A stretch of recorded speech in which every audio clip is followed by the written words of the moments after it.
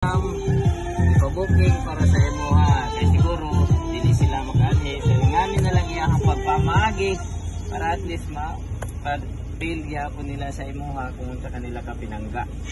Salamat. Kasi ay mga gamay pud nga message nga gusto niya ipaabot sa imuha. At gamay music kung ano ma'am ha, basahon ma'am ha. Adriana lang ka ma'am. Kaya para makakuha na natin. Dari ka dapat mong kainit ka naman. Maligayang ika-18 na kaarawan Lola. Ngayon ay para sa iyo at sa pagmamahal na ibinigay mo sa aming pamilya. Sorry talaga na kami hindi makauwi para makasama ka sa pagdiriwang dahil sa problema natin sa pera. Pero alam mong lagi ka naming iniisip at mahal ko kayo. Ikaw ang nag-iisang tunay na bayani namin, Lola. Ang iyong lakas, karunungan at pagmamahal ay nagbibigay sa amin ng inspirasyon araw-araw. Tayo ay nagpapasalamat sa mga sakripisyo mo para sa amin.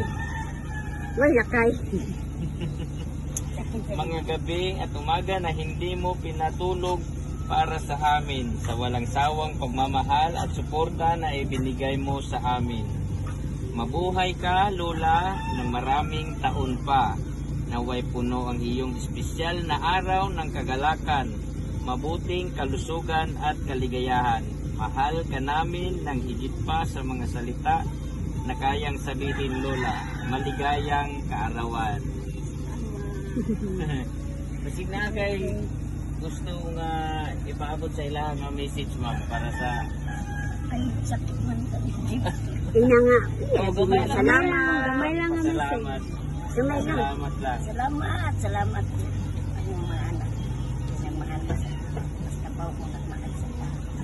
Sa baw na katulad nung talaga. Yes. Okay. So, kamu rin tayo. Wala man kay wala man nagtuungan. Karon, kay man may ugma na. Ako ikuha ni mo pang